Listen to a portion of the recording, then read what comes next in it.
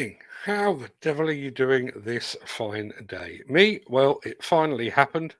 I had a decent night's sleep last night. Almost forgotten what it felt like, but I can tell you it felt mighty good.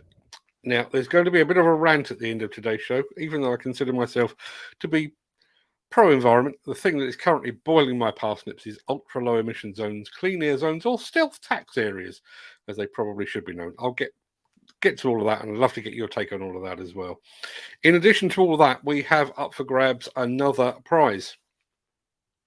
A baseball cap from the fine folks at Zoomlion, handed to me by a very attractive young lady dressed as a cheerleader. I don't know why I'm telling you that, but it was. Yes, it's up for grabs. You'll know the score by now. Let me see if I can find it. There we are. You'll know the score by now. We'll draw the winner at the end of today's show. But for your chance to win, just type the word Zoomlion into the chat. It's one word, Zoomlion. It's running across the bottom of the screen there. Type Zoomlion into the chat, and we'll draw that at the end of the show. Our question of the day as well is one of national importance, and it's very timely as well. So please let us have your thoughts on that. So without further ado, let me roll the intro, post the question of the day, and get this show on the road.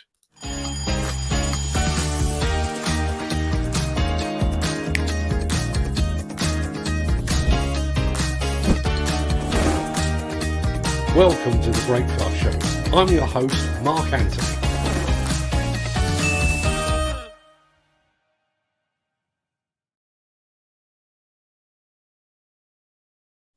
Lots of entries coming in on that first competition, so that's always good. It is Thursday, the 30th of March. Welcome to the Breakfast Show. I am your host, Mark Anthony. In today's show, TopCon targets the compact equipment market with a dedicated machine control system. Volvo pushes the envelope of electrification. Shear brings the cutting power. Bomag puts its stamp on millions of miles of road. Plus, we're going to talk about low emission zones. We'll get to all of that in just a second. But first, let's see who among the rich and the shameless will be celebrating a birthday on this day of days. Happy birthday! And it's many happy returns to painters Francisco Goya and Vincent van Gogh, and to the inventor of the Bunsen burner, Robert Bunsen. A happy birthday also to bluesman Sonny Boy Williamson, actor Warren Beatty, guitarist Eric Clapton, and to radio DJ Johnny Walker. To actor Robbie Coltrane, rapper MC Hammer, singers Tracy Chapman, Celine Dion, and Norah Jones. And the Celine Dion mention is actually targeted purely at Ken Hatcher. And to fearsome Spanish defender Sergio Ramos. Many happy returns to them one and all. Now, before we get started, here's a very quick reminder of our very, very important question of the day.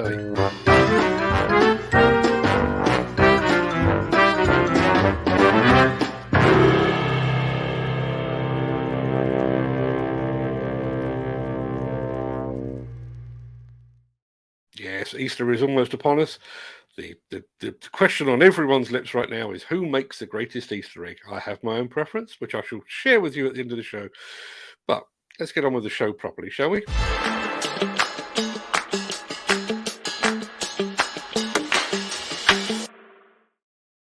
So, you think machine control systems are for the big boys, do you?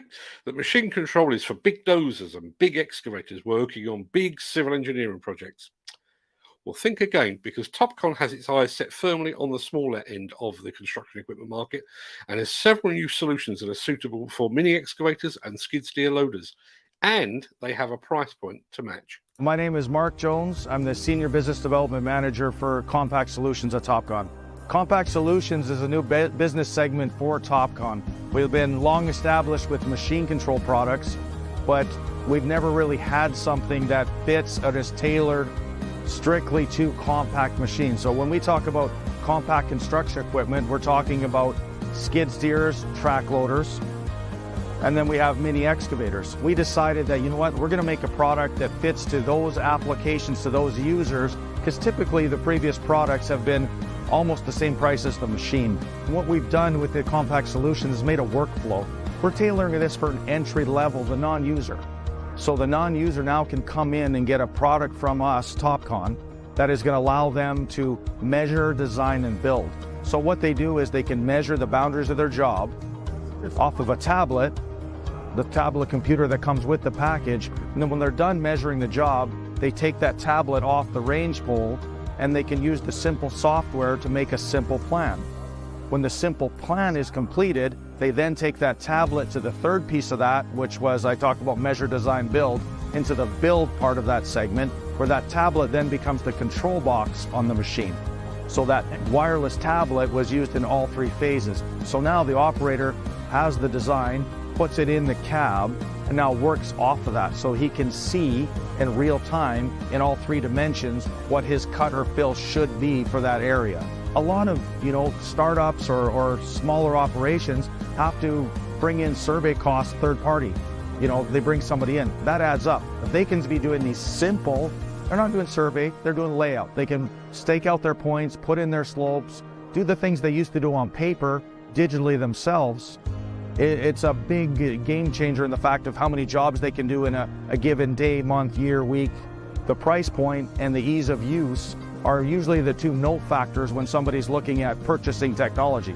If we change the game on that, make it a lot easier, make the price fit the price of the machine, make the workflow a part of the overall solution, then this is their first setup. It's something we're very proud of at TopCon, is we always build our products or intend to build our products with forward-backward compatibility. And what that means is what you're buying today, there is going to be something in the future. The technology is going to change, but we're not going to leave what you bought behind today when at all possible. So we like to sell our users something and let them know that when the next widget comes out, the next wow factor, the choice is yours. We can add in what you have, or you can keep running with the format that you bought today. Don't worry about the future, because we're going to keep building and growing with you. We want to sell something to the user, to the contractor, that he wants to come and buy some more and say, okay, they took care of me, I made more money, I'm going to buy more product, and we all win.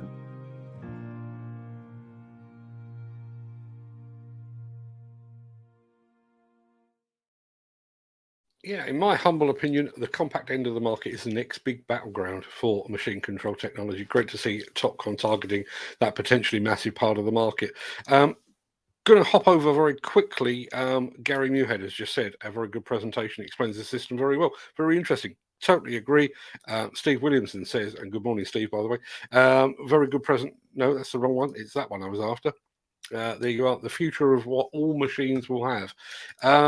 Can I ask everyone that has entered the Zoomlion competition to win the Zoomlion hat to type in Zoomlion again? I'm seeing more than 4 responses, but the system is only registering 4 so far, and I don't know why that would be. Yes, please go and give that a try. I may need to restart it otherwise. Make sure the right person wins the prize. And Steve Williamson has asked how you go about sending stars. I've got to be honest, I don't know. I don't know. I will check with Fred after the show. But you, Steve, you do enough for the show. You don't need to send stars. Don't worry about that one iota. We'll worry about that another time. I am going to have to go and restart the giveaway system in just a second.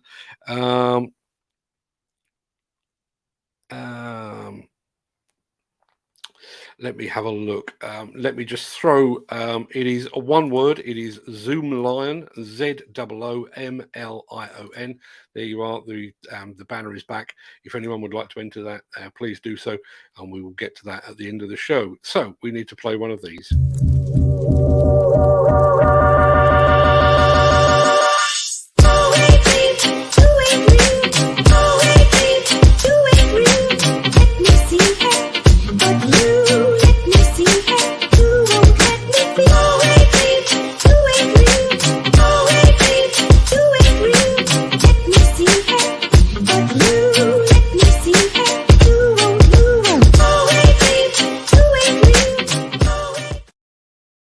Right, I think we've got our entries running back and properly now.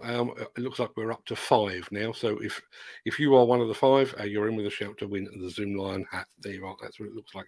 Very smart it is too.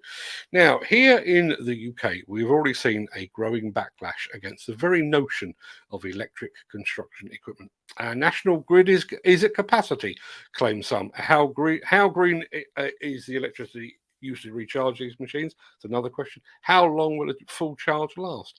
What will electric machines be worth after a few years? And how will we dispose of the batteries? And even when we do satisfy some or all of those perfectly valid questions, there's another argument that electric power is only suitable for really compact equipment. Well, while we're all arguing about it and the pros and cons of electric power, our cousins up in Scandinavia are just cracking on with it. And as you're about to see, Volvo are not bound by size constraints when it comes to electrification.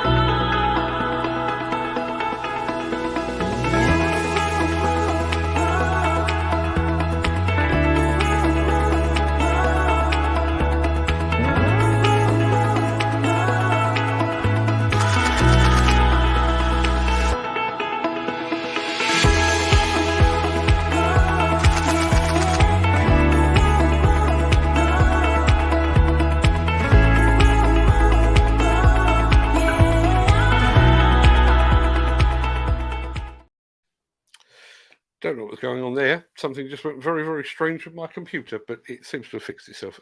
I'm just going to throw up a very quick comment here. 75 days until plant works. 75 days, and I've got to go and do some motor before then. Having seen that Volvo film, we're still convinced that electric power is purely for compact machines. Have to say, they have a very convincing argument. Now, I think I fixed my computer. Let's get on with this.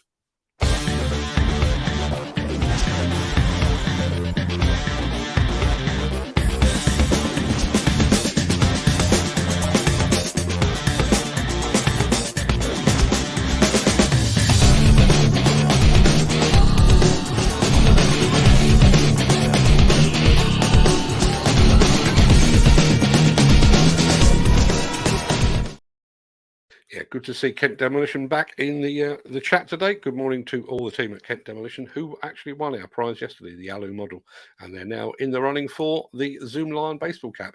Now, one of the best things about exhibitions is that they give you a chance to catch up with friends, old and new, and that was the case during ConExpo 2023 on the combined Shear Core and Connect Work Tools stand. I've been speaking to Shear Core's Ian Lewandowski for years, literally years now, and it was superb to catch up with him in person.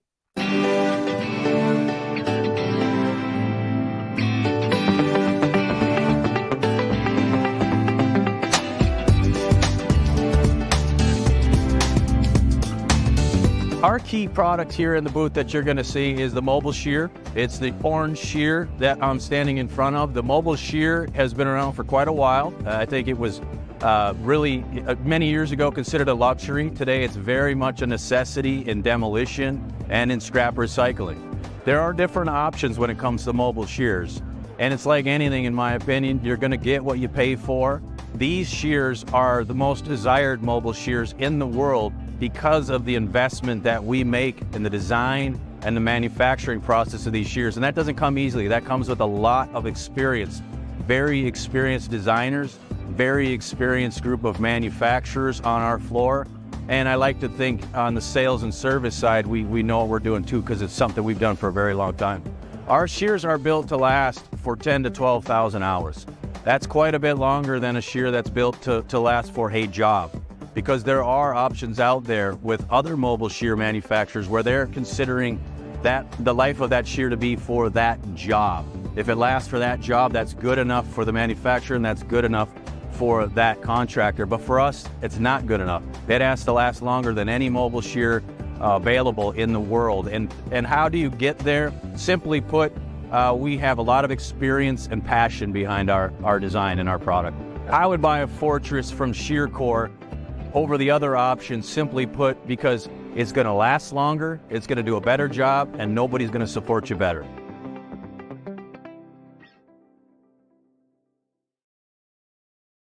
I have to say, it has become one of the most desirable products in the demolition arena.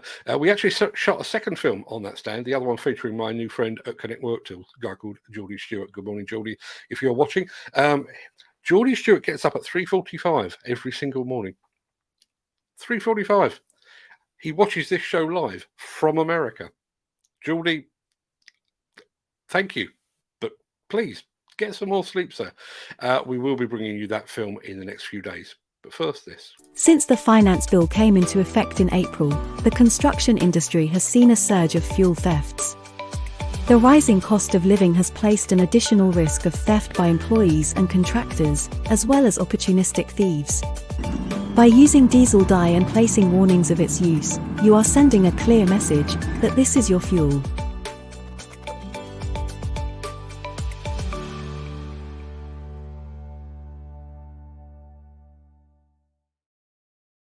Don't forget, baseball cap from Zoomlion is up for grabs. You can see how to spell it across the bottom of the chat, or across the bottom of the screen rather. Just type Zoomlion, ZOOMLION, into the chat for your chance to win. I think, what have we got so far? We have got 8 entries so far. Anybody else like to throw their hat into the ring to win a hat? You get the idea. The chances are that at some point today, you will have used a road. We take them for granted, don't we? We complain about traffic jams, about diversions, about potholes, but the roads themselves, we barely give them a thought. And yet, in addition to allowing us all to get about the place, roads are a major source of work for the construction sector, requiring specialist equipment. Some of that equipment is made by BOMAG. In fact, millions of miles of the world's road carry the BOMAG seal.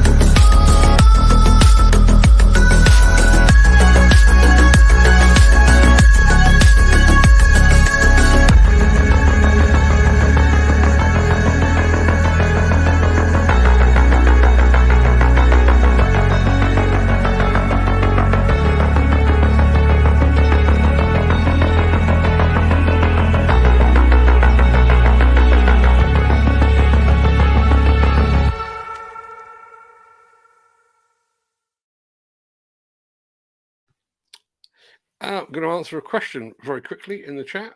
Gary Muirhead says, where is BOMAG from? I think BOMAG is originally from Germany, but they're actually part of the FAIAC group now, which I think is Italian. I'm not entirely sure. Jim Turner likes the music, and this was one of the reasons I actually featured this. Steve Williamson says, I build roads a lot, and the work underneath the tarmac that no one ever sees is crazy. Totally agree. Yeah, there is a lot of work that goes in, and a lot of science goes into the construction of roads as well. But just going back to that film, I wonder how many BOMAG made roads we've all driven on in our lifetimes. Answers on a postcard, please. Now, it's almost rant time, which means we're almost at the time where we're going to draw the prize for the Zoom Lion hat. One last glimpse of the Zoom Lion hat. You can see how to spell the word Zoom Lion in the chat below, ZOOMLION. Put that in the chat. We'll be drawing it after this. But first of all, let me get this out of the way, and then I'll get my rant on the roll.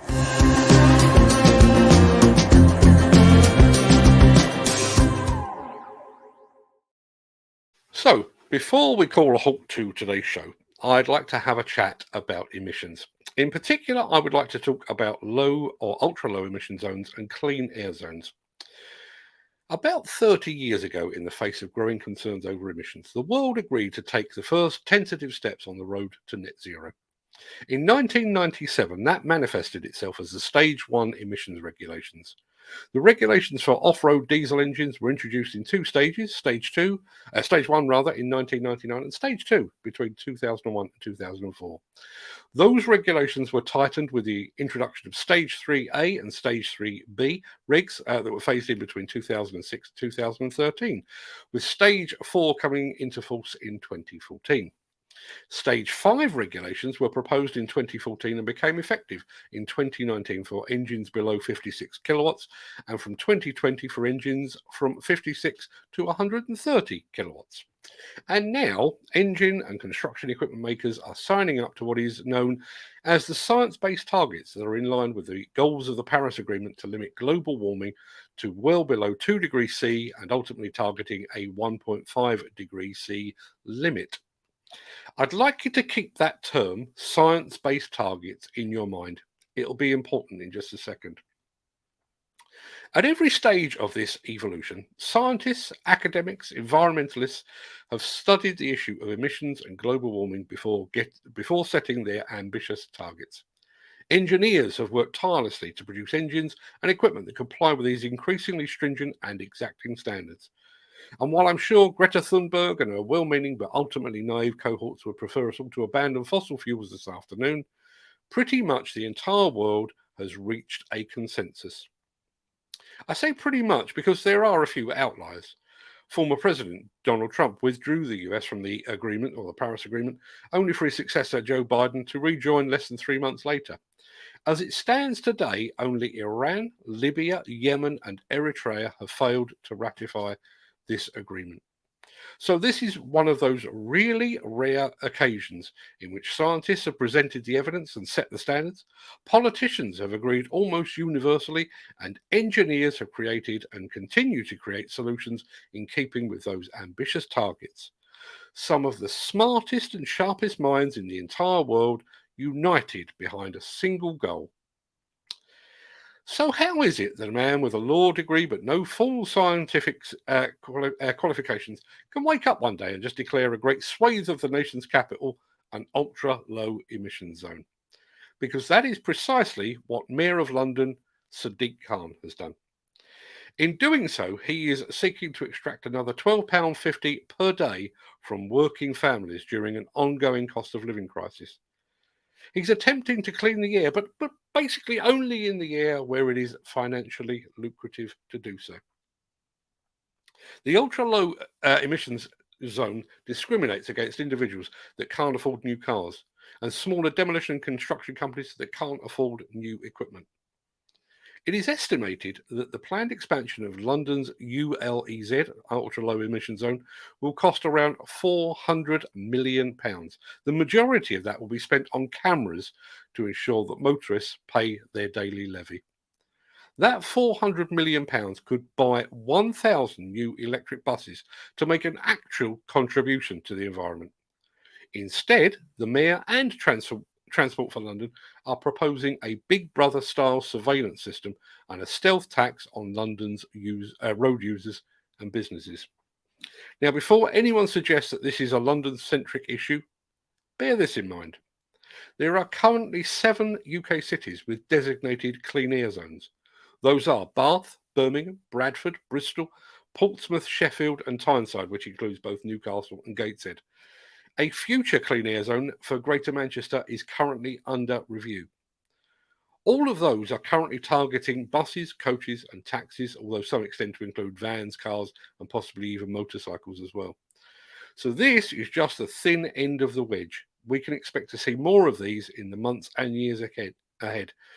We can talk more about this in the chat afterwards for the Craic afterwards, and I'll leave you just with one more question before we draw the prize and see who's won the Zoomline hat. Who do you trust to fix the climate crisis? Actual scientists or a former solicitor who just seems to like being on the telly? I know who gets my vote. Sorry to interrupt the guy with the funny glasses, but if you're enjoying this video, please hit the like button as it helps our channel. Or, better still, share this video with a friend or a colleague. Thank you. Right, back to Beardy. Point of clarification, Nick Drew says Fayette is a French company. Thank you very much indeed for that, Nick. Good to have you in the chat as always, keeping me on the straight and narrow. Ryan Lee's here as well. Morning, Ryan. Haven't seen you here for a while. Good of you to join us. Don't forget, I'm about to do the prize draw for the Zoomline hat. You have about as long as it takes to type the word Zoomline into the chat. ZOOMLION. Excuse me. ZOOMLION. How many entries do we have? We currently have 8. There is just 2 or 3 seconds. Okay, it is time to draw it. Let's share it on the screen. That's not what I want at all. I want share screen, giveaway tool. There we are. Okay, we are at 8 entries. So let's fire up and see who has won the Zoomline hat.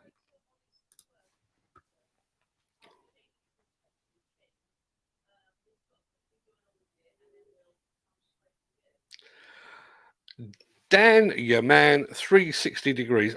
I'm guessing that is probably. I'm not entirely. I don't know. Is that Dan Cullen?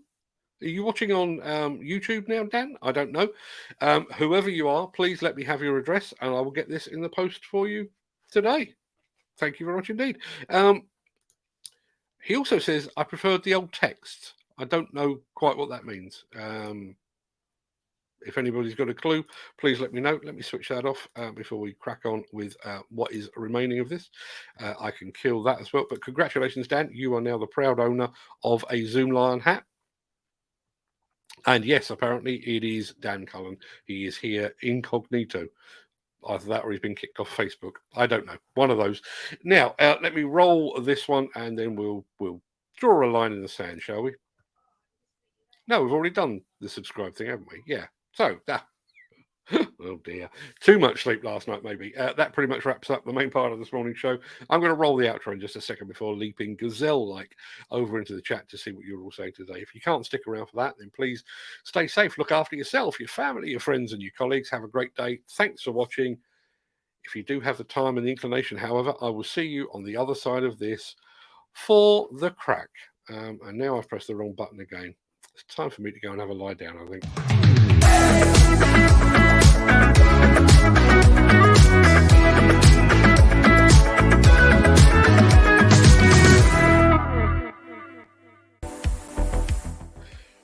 Yes, high standards of production here at Demolition News Towers this morning.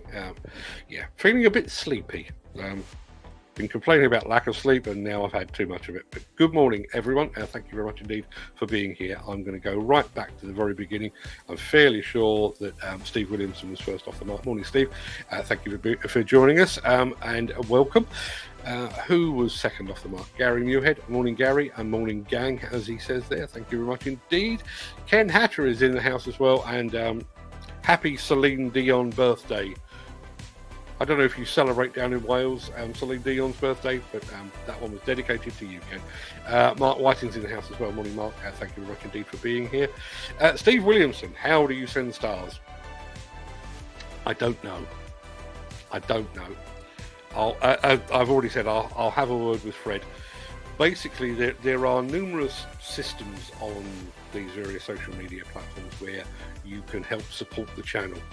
When I do my lives over on Instagram, you can buy badges, and badges basically send me money. You could also, I can't remember exactly what they're called, but you can do something similar over on YouTube. But Facebook, I think, does Facebook stars.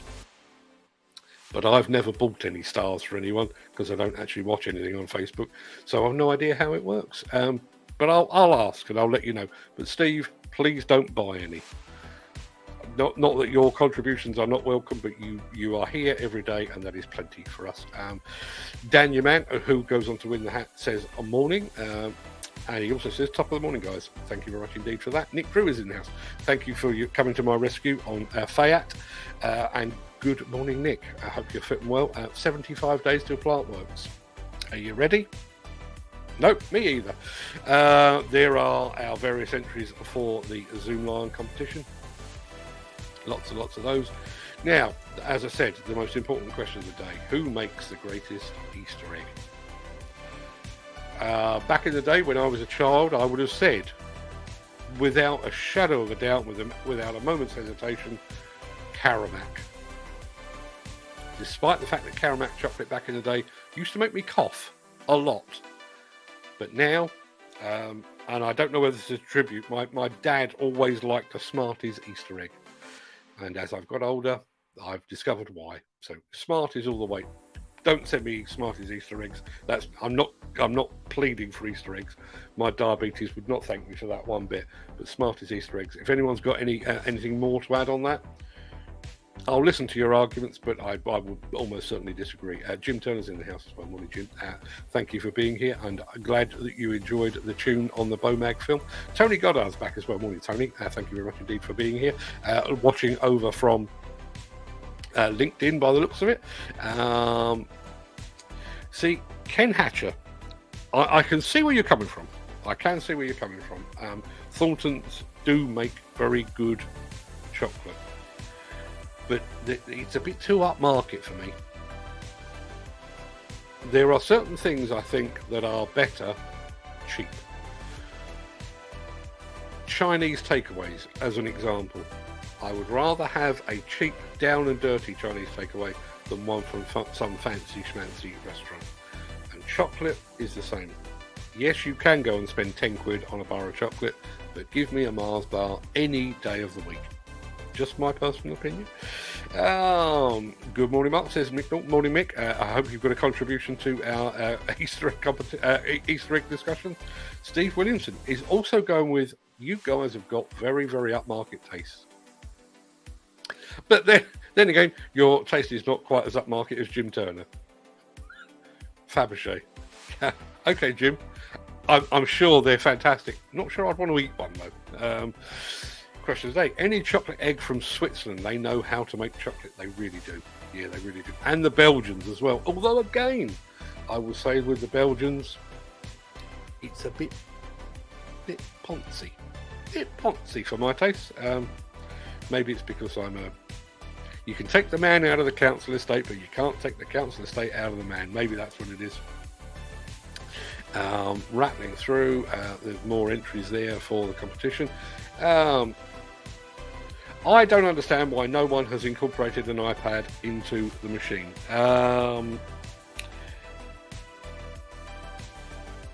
I think there are two good reasons for that.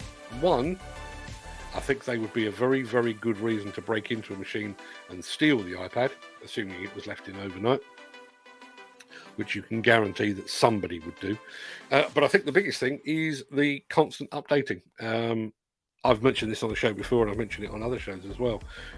Back in the day when the App Store first threw its doors open, we actually had an app for Demolition News, so you'd read the news, but you'd also get updates to tell you that the news had been updated and so on down the line.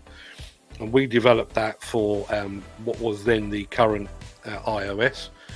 And 6 months later, they updated the iOS, which meant we basically had to. I think the first app that we designed cost us about 2,000 quid, and I think the second one to update it cost us about 1,800. At which point I just said, enough. We can't do this just because Steve Jobs or what's his name, Tim Cook, suddenly decide we need a new iOS. I can't be doing that every 6 months. So we stopped doing it. And I think for developers of software, I think I would rather have maybe use that as a delivery mechanism, but to do it through an app store or something like that is definitely problematic and very expensive as well. But Steve Williamson says the future of what all machines will have. I thought it was very interesting. We spent some time with TopCon at Con Expo. We also got to speak to the guys at Unicontrol as well, and they are both targeting that compact market. I think they've ironed out all the bugs. They've learned all their lessons on the big civil engineering projects and the big dozers and the big excavators, and it's now time to whittle that down. And I'm sure the product will be stripped down. There'll be some of the fancier elements that won't be there. But I think in terms of machine control and setting limits and making sure you're digging to depth and digging to grade and all that kind of thing, I think all of that sort of thing is coming. And as you saw from the TopCon stand there, they are literally targeting 1, 2, 3 ton mini excavators and skid steers in the same class. So really getting it down to the mass market. And when you think, I don't know what the actual figures are, Nick, I don't know if you've got those figures to hand, but if you think for every 20 ton or 30 ton excavator that's sold in the UK, there's probably 100 mini excavators sold. So there is a huge market for these companies to go at, and it's the only thing that's surprising about them targeting it is the fact that they're targeting it now and not 2 years ago. But yeah, very good presentation. Yeah, I've said it before and I'll say it again, and if anybody that is planning to exhibit at PlantWorks is watching, I mean this in the nicest possible way. You aim a camera at an American and they come alive, particularly when they're in a sales or marketing role, as people like our friend from TopCon were, or Ian over at Shear. They just come alive, they let their passion spill out, and they come across very, very well. Not often the case here in the UK. There are some very good ones. But I just think the Americans have got that knack. I think it's an enthusiasm. They've just got a natural enthusiasm about them. Let's have a look. Steve Williamson says efficient and money saving. Yeah, and particularly now, I think if they are bringing the price point of those machine guidance systems or machine control systems down to match skid steers and mini excavators, I think that money saving will be even more relevant, because you can get yourself on the machine control bandwagon for a lot less, and therefore you're saving money an awful lot quicker. So interesting times. Again, one of the things that we've got in mind with the guys at Unicontrol, we've done a video with them at Con Expo, but we're also going to turn that into one of our latest episodes of our Tech Foresights podcast. So if you're into all things tech, that's where you'll find it, over on Tech Foresights. There is a Dan, your man. Great presentation. Yeah, totally agree. More entries for the Zoomline competition. More entries. Jim Turner, can't read the small writing. Am I spelling it right? Yeah, that is the one drawback. Maybe I need to throw up a bigger banner in the future, because that one scrolling across the bottom, it's pretty small on my screen, and my screen is massive. If you're watching that on an iPhone, it's probably not so easy at all. But I will tell you, Jim, you did actually spell it right. And there's Luke Carney, 75 days until PlantWorks. I'm not entirely sure how many days it is until Verona. Let me think. It is about 36 days before I'm off to Verona for best part of a week. Well, basically a working week. We're going to be in Verona at the Samota Fair. If you'd like to know more about that, you can check it out over on our Instagram page. You can also go to demolitionnews.com. Left hand side, there is actually a link to the Samota show as well, because we are working very closely with the organisers on that, and we are basically attending the show as their guests, doing plenty more while we're there, but we're there as their guests. The Paget family and all the others down at Kent Demolition are in the house again this morning. Good morning to you, gang. Sorry you didn't win today, but you did win yesterday, so yeah, sharing the love, that's what we're doing. Mark Whiting's here as well. Sorry, Mark, you missed out today.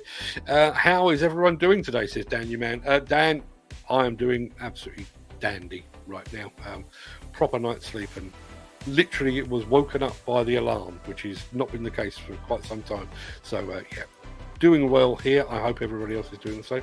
Gary Muirhead said, I heard this morning on Radio Scotland News that we're building hydrogen production plants next to big wind farms. You've got to say it's got to come. It has got to come. Obviously, we have the likes of JCB and Liebherr and Hyundai and Volvo are starting to push towards a hydrogen future. We've got to get that hydrogen from somewhere, and there's no point in producing it in Australia to bring it over here. We need it locally, and if Scotland is our source of hydrogen, so much better for the Scottish economy. Apparently Rolls-Royce may have an answer to help with their small modular nuclear reactors they're starting to build. A nuclear excavator. Can you imagine such a thing? Can you imagine we could have mini nuclear reactors on site? I'm not sure I want that. I'm just not. 3 Mile Island, Chernobyl, Fukushima. Do we want that?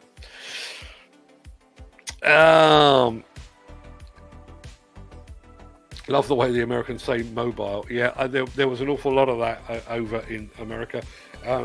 Semi was a personal favourite of mine. Semi-automatic and semi-autonomous. I wonder how many tons of... So, I predicted it, and my prediction came true. And whenever we mention electric machines, there are those amongst us. And listen, I remain somewhat sceptical, perhaps not as sceptical as others, but there are those who will always throw a spanner in the electric works. I wonder how many tons of quarry material is extracted to furnish the battery needs of lithium for the EC230 excavator. I don't have an answer for that. And I realise that there is a balancing act here. But we do need a solution. I'm not entirely convinced that electric is the solution, at least not on machines of that size. Although, listen, Volvo are way smarter than I am.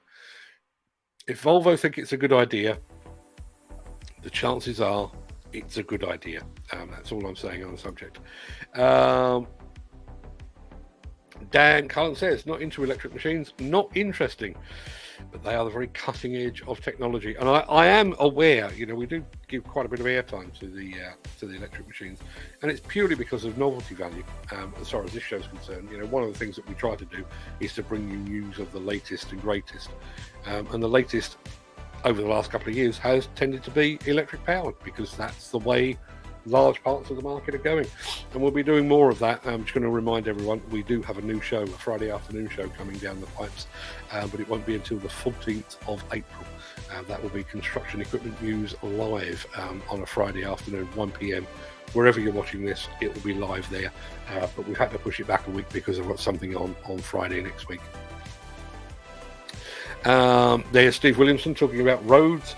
Yeah, absolutely. To be honest, one of the reasons that I tend to avoid talking about compaction equipment wherever possible is because I don't understand it. It is an absolutely scientific minefield.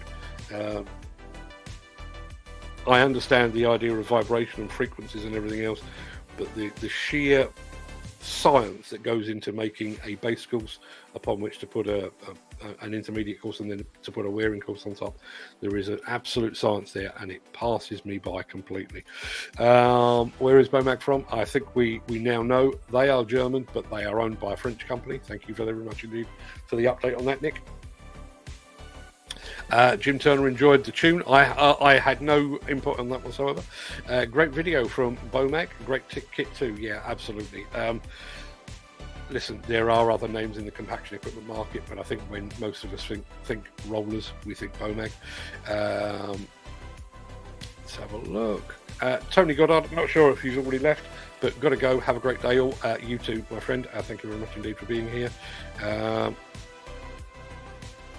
Can't see any other comments on the new setup. That's probably because you're watching over on YouTube. YouTube only displays YouTube comments. Facebook only displays Facebook comments. LinkedIn only displays LinkedIn comments. There's nothing I can do about that, I'm afraid. I'm going to say good morning to Ryan Lee. Morning, Ryan. Good of you to join us. There's Nick Drew with his clarification. Now, Jim Turner says, There's lots of road building that goes on at the wrong time of the year too. There used to be seasons to muck shifts and road building, ensuring only good dry muck got used. But now work programs seem to ignore a winter shutdown and work just goes on no matter what the weather is doing. Is that the reason that we have so many potholes and so many road repairs, I wonder? Maybe that's not just a coincidence. Steve Williamson, why the F is the UK trying to be green and shit? But in America they have V8 cars, big trucks, etc., etc., and many more countries. But UK is trying to save the planet. It won't do no difference. UK is a tiny part of the world. Heap of crap. I think we all need to do our bit. We do all need to do our bit. But you're absolutely right. You know, having been to the States not so long ago, a couple of weeks ago, when you see some of the big trucks that are operating there and the big cars and everything else, and the V8s and everything else, it does feel like we are farting against thunder, as my father would have described it. But I think we all need to make some sort of change. And, you know, if a V8 becomes a V6, that's a step in the right direction. Unfortunately, I think our American friends, much as they cling on to their guns, despite the evidence that points the other way, I think they will cling on to their big cars and their big trucks as well. So it is like farting against thunder. Guada, is that how you pronounce that? I'm not entirely sure, but I am going to say good morning to you. I think you are a newcomer on the show, in which case you get some welcome confetti. Thank you very much indeed for joining us. Let me know where you're watching from, but thank you very much indeed for being here.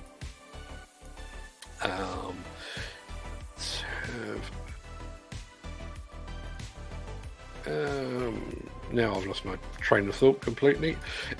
Steve Williamson, go green, save the planet, but you'll be skint doing it. F off. Yeah, and I mentioned the term thin end of the wedge. Obviously, we've had in the centre of London, we've had a congestion charge for a decade or more, I would guess.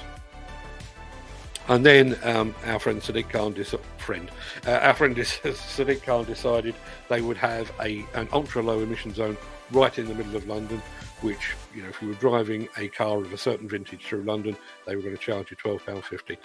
There was a degree of outcry about that, not as much as maybe the French would have done, but there was a degree of outrage about that. But because there wasn't enough outrage, they've now decided to extend that ULEZ, and that ULEZ is actually coming out to me. It won't affect me because our car is a hybrid, or a mild hybrid I think they call it. Won't affect us, not at all. I won't have to pay for it at all. But you know, you look up and down my road and there are dozens of cars that probably won't qualify as emissions controlled, and therefore if they want to drive anywhere around here, £12.50 a day. And one of the things that frustrates me most about the UK is when you look at the riots that are going on. I'm not proposing that riots are a good idea, but you look at the riots that are going on in France over the proposed increase of the retirement age. People taking to the streets and fighting with police and everything else. Somebody comes along and says, if you want to use your car in London and the surrounding area, we're going to charge you £12.50 a day to do so. And nobody bats an eyelid. And the bit that really gets my goat about this is literally, as I was saying, you've got scientists, academics, politicians, literally around the world agreeing to some targets that will reduce global warming and address the climate crisis. And then somebody in London has just gone, we can make a few quid here, fellas. And everyone has just gone, absolutely, we'll do that. And London, where London leads, the others are certain to follow. We've already seen there are low emission zones in Birmingham and beyond, and there's plenty more to come. So be aware, people. Glasgow city centre has now got an LEM zone in and around the city. Yeah, absolutely. I'm not surprised at that at all.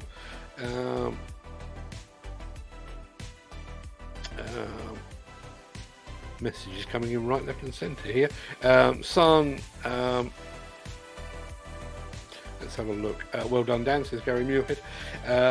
Thank you, says Dan. Good to see the banter in the chat.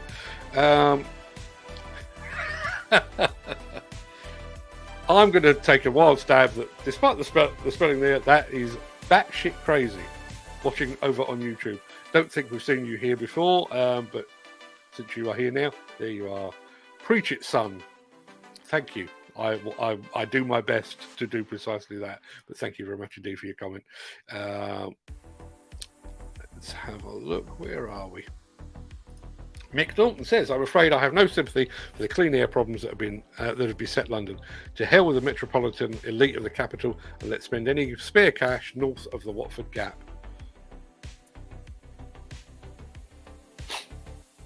I'm from London. Well, I don't live there now, but I'm from London. But I do understand what you're saying about the metropolitan elite. Am I one of those? I don't ever feel elite, if I'm being completely honest. Dan Cullen, with the most important answer of the day, Cadbury make the best Easter egg. They do make a good Easter egg, I have to say. Co-op dark chocolate egg. Now, I've not had one of those, and there's a co-op about a 4-minute walk from my front door. Oh, I think we know how I'm going to be spending my morning. Let's have a look. Jim Turner says the climate pollution problem is not something that can be rushed or fixed quickly in one generation. There needs to be at least a 100-year plan, as the trees needed to capture carbon mostly take over 50 years to get to cropping size. By using the timber to build with, the carbon stays captured for a lot longer than just letting a tree fall over and rot. The creation of bricks and concrete create pollution, so our traditional housing needs to move over to greener construction models. I'd live in a Canadian-style wood house tomorrow, if I were allowed to. But getting yourself a plot of land, getting yourself planning permission for a timber house, problematic, because the thinking isn't joined up, as is so often the case. Dan Cullen has just said, who is now on Facebook, by the way, can't wait to meet you guys at Plantworks. Eager to get to it. Yeah, you and me both.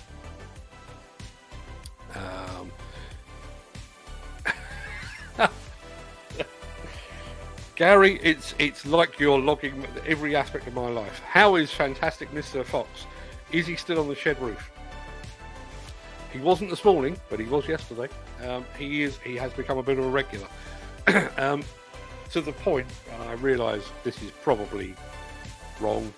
A branch, not a big branch, but a branch fell on the roof of the shed the other day, and while I was moving that, I left him a few dog biscuits. Because it's nice to see a fox.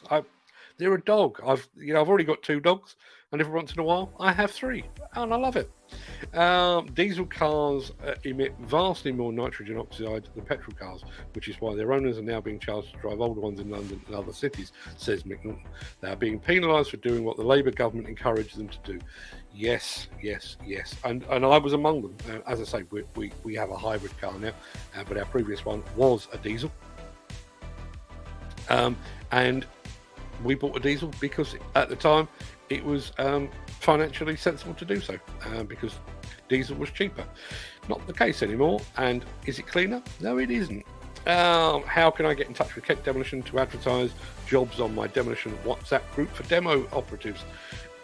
Search for them on Google. The man to speak to is probably Dave Paget. He is the main man down there. Search for them on Google, but they are also on LinkedIn. I think that's where they're watching from this morning. But just reach out to Dave Paget. Send him my regards when you're doing so. In my opinion, don't think electric for larger machines, as said earlier, value batteries and downtime for charging. But also, we are first gen. We are first generation. Think back about how... This is a weird analogy to draw, but as regular viewers will know, that's what I do. Back in the 80s, I went to see the movie Wall Street at the cinema, and there is a scene in which Michael Douglas is walking along the beach with a mobile phone, and it's a mobile phone that's roughly the size of a baby. It's almost two-handed. And I remember being in the cinema thinking, "Oh my God, there is a man on the beach with a telephone. What a time to be alive." We now have these. That weigh nothing, that have got more computing power than took the original Apollo space mission into space and so on down the line. That's how these things work.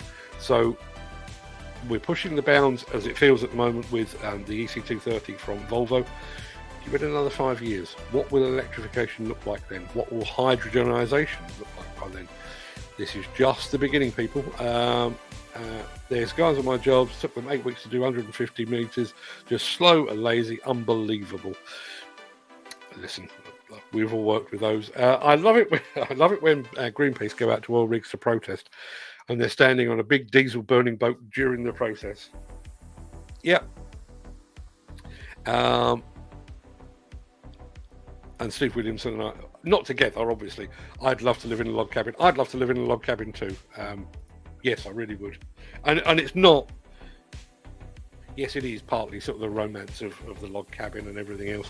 And I do spend an awful lot of my my evenings watching videos of people camping in the frozen wastes of Canada and places like that in log cabins. Just something I'm into. I'll probably never get around to doing it, but I do like it. But a log cabin would be absolutely marvellous. But going back to Steve's point here, there was, I'm trying to remember, I think it was in Hyde Park, there was a concert in aid of the environment, and lots of people, lots of famous pop and rock stars, flew into the UK on aeroplanes, burning huge amounts of aviation fuel to be here. And then along the front and the side of the stage, there were these big solar panels and wind turbines and all this sort of thing.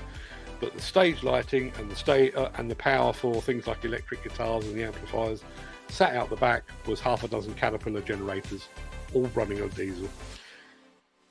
'Tis a farce, I tell you. And I say that as somebody that is a believer. You know, I would like my grandchildren to be able to breathe clean air.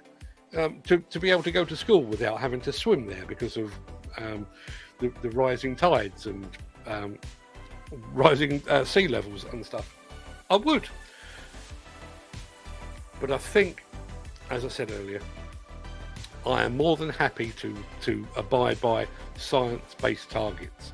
What I'm less keen on is a cash grab from a London mayor who apparently has his own film crew, because anything happens. This probably doesn't apply where you are in the world, everybody, but here in the southeast, something happens. Somebody farts in London, and Sadiq Khan is on the TV talking about it within a matter of minutes. And let us not forget, he was basically, before he joined the House of Commons, he was basically a solicitor, and the only reason he became a solicitor was he was advised by a career advisor to pursue a career in the law, because he was considered to be argumentative. Yeah. And thus, the glory of Sadiq Khan was foisted upon us all. Right, people, I need to go and do things. I need to go to the co-op and find out if they've got the dark chocolate egg for a start. That's going to be the starting point. I'll be back here again tomorrow for, where are we? It is Thursday, isn't it? It is Thursday. I'll be back here tomorrow for the last show of the week, 10 a.m. as per usual. Hope you can join us for that. Excuse me. And then obviously going to go and put our feet up for the weekend. Planning for housing should be on a point system. So a timber framed or recycled cabin timber pod would get planning easier than brick or block housing. Yes, totally agree. I used to follow a guy, I'm trying to remember his name. There's a guy on YouTube called Dave Erasmus. Not entirely sure if that's a real name. It sounds like he's stolen that, but Dave Erasmus, who was a big environmentalist. That wasn't why I followed him. I just thought he was an interesting personality. But he was bequeathed a plot of land in the woods in Surrey, not a million miles from where I'm sat now. And he decided he was going to live off grid. So built himself a log cabin and rainwater collection and all the stuff that goes with it. Good God Almighty, the number of hoops he had to jump through in order to make that a reality. And I've not checked in on him in a good year or more, so I don't know whether it all... I know he lived there on and off, but part of the deal was he could only live there for a certain amount of time until certain regulations were met and everything else. It was an absolute bureaucratic nightmare to basically create something off-grid. So not putting a demand on the national grid, not causing emissions, all that, all the things that the government would have you believe they are completely behind, and yet this guy was trying to do it, and he was met with obstacles at every single turn. Unbelievable. Lack of joined up thinking. So yes, I'll see you tomorrow 10 a.m. when it will be 74 days to plant works, and hopefully a lot of us getting together. Till then, everybody have a fantastic day. Thanks for being here. Thanks for all your input. Thanks for your input on Easter eggs. I now know what to go and purchase. As long as my wife's not looking and my diabetes doctor is not looking. So yeah, I'll see you again tomorrow. All the best.